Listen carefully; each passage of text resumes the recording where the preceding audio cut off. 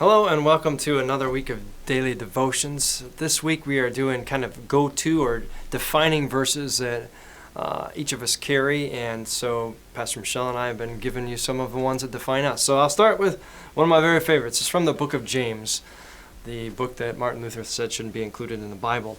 And he says in James 2, "Brothers and sisters, what use is it to say that you have faith if you don't prove it by your actions?" That kind of faith doesn't save or help anybody. You say to your brother and sisters who you see is in need or without food or clothing, "Hey, go be well, I'll pray for you." What good does that do if you're able to help them? Some will say, some people have faith and others have good deeds.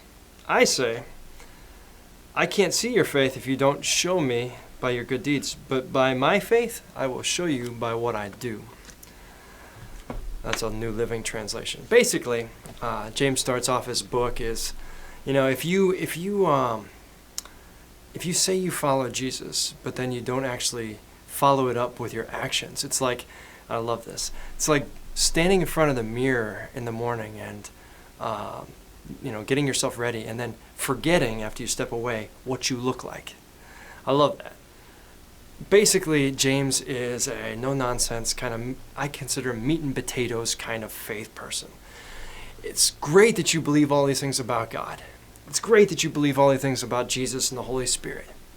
But if your life isn't changed by them, if it's not a part of your daily actions, things that you say in your relationships, way you react to people when they cut you off in traffic, or way you react to a neighbor who might have a yard sign you don't like, or has a different politic than you, or has a different belief system than you. How do you engage that person? You just write them off.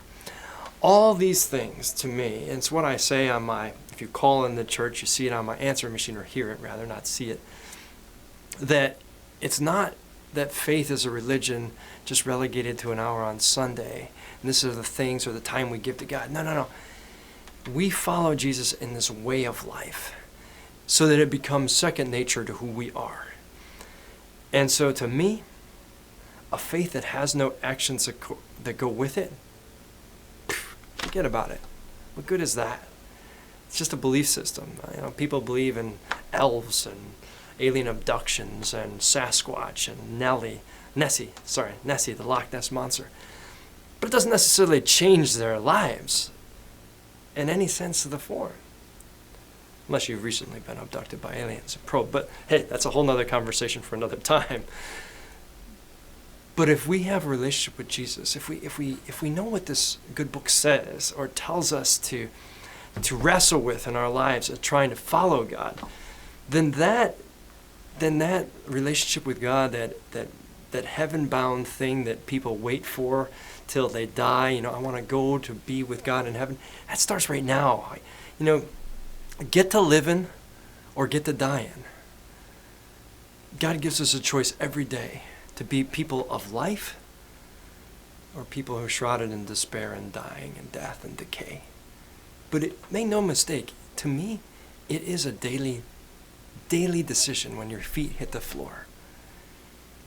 And so, how about it? James to me, just to hit you right between the eyes kind of guy. This is how it is. It's that uncle or that brother or that friend that will tell you how it is, whether you want to hear it or not, and says, "Hey, Bucky, this is yours. What are you going to do with it? God's given it to you. Now what?" Somebody gives you a Maserati, they park it in your car, they park it in your driveway, they say, "It's yours, do whatever you want." If it just sits there and gathers rust and dust and whatever from the elements, what point is it? The gift is a gift. So, for me, defining text number 1, James number 2. I hope you've enjoyed my little rant here today, but to me, it's the epitome of faith, is living it, doing it. Nike says just do it. Hey, I like that slogan for faith.